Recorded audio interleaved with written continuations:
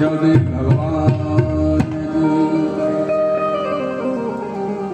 ऋषभदेव भगवान अथ समीर वेग विधोत वेणु विकर्षण जातोग्रदावानलस्तद्वरन माले लिहान सहतेन ददाह योगाग्नि द्वारा स्वयं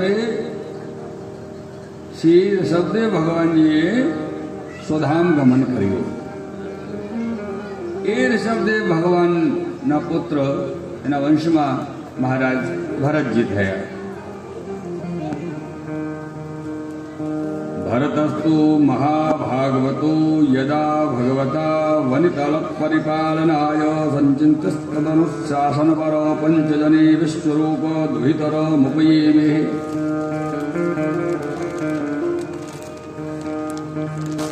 એ ભરતજી મહારાજ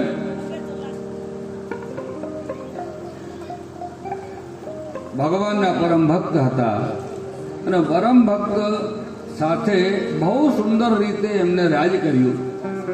એના રાજમાં એની પ્રજા કોઈ પ્રકારનો કષ્ટ ન પામે।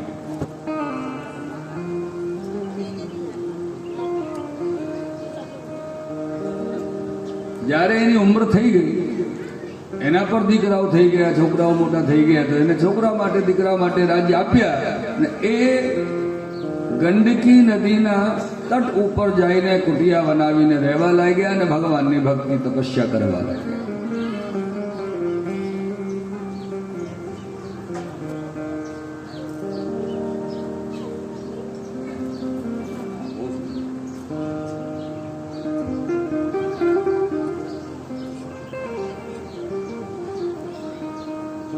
એક દિવસ શું થયું, ભરતજી મહારાજ પોતાના નિયમ કરી રહ્યા હતા। એનું નિયમ શું હતું ખબર છે? ભરતજી મહારાજ દરરોજ ગંડકી નદી ક્યાં છે આપણને ખબર છે? નેપાળમાં। બહુ સુંદર। અને ગંડકી નદીમાં જેટલા પર કંકરો હોય છે ને એ બધા શાલગ્રામો છે। એને પુષ્ટ કરવાની કે પ્રાણ પ્રતિષ્ઠા કરવાની આવશ્યકતા નથી પડતી। એને ત્યાંથી લાવ ને સેવા શરૂ કરી દો, શાલગ્રામ ભગવાનની સેવા શરૂ થઈ જાય।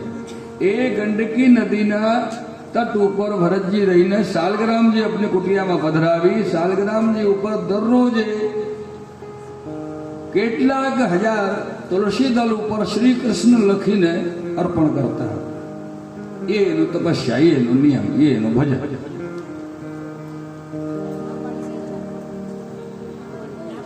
એક દિવસ શું થયા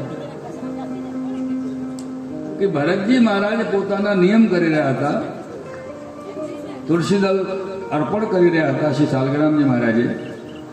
તે જ સમયે એક ગર્ભવતી હિરણી એ નદી ઉપર જલ પીવા માટે આવે। હિરણી જલ પીવે છે અને પાછળથી એક શેર બાઘને અવાજ કરી દહાડ મારી હિરણીને પકડવા માટે, ખાવા માટે। હિરણીને લાગ્યું કે આજે તો શેર મને ખાઈ જશે। પ્રાણ તો બધાને જ આપણો પ્રિય હોય છે ને। કેવો પણ જીવ હોય, મરવાની ઈચ્છા કોઈની થતી નથી। હા, થાય છે કોઈની કે હવે મરી જઈએ, ચલો સાચો આપણે પતી જાય આખું કામ અહીંયાનું કહો, આવી ઈચ્છા કોઈ નથી થતી। બધા જીવવાની ઈચ્છા રાખે છે, જીવ હોય કે મનુષ્ય હોય, જે કોઈ હોય। અને જ્યારે મરીએ ત્યારે શું કરીએ? કોઈ મનુષ્ય મરી જાય તો એને જ્યારે લઈ જઈએ શમશાનમાં ત્યારે શું કહીએ આપણે બધા લોકો? રામ નામ સત્ય હૈ, એ જ કહીએ ને। આમાં કોઈ ખોટી વાત તો નહીં, રામ નામ જ સત્ય જ છે, આમાં ખોટું શું? પણ એ શબ્દનો અભિપ્રાય એવું છે કે રામ નામ સત્ય છે, આમાં કોઈ વાંધો નહીં, રામ નામ જ સત્ય છે। આ સંસારમાં બીજું કઈ સત્ય છે જ નહીં રામ સિવાય।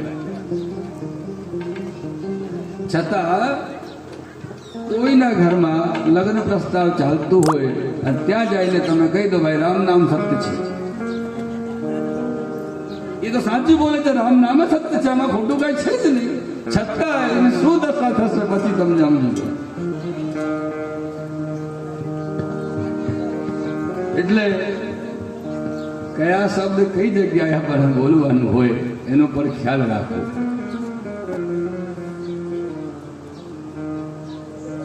એ હિરણીએ પોતાના પ્રાણ બચાવવા માટે છલાંગ લગાવી નદી પાર કરવા માટે.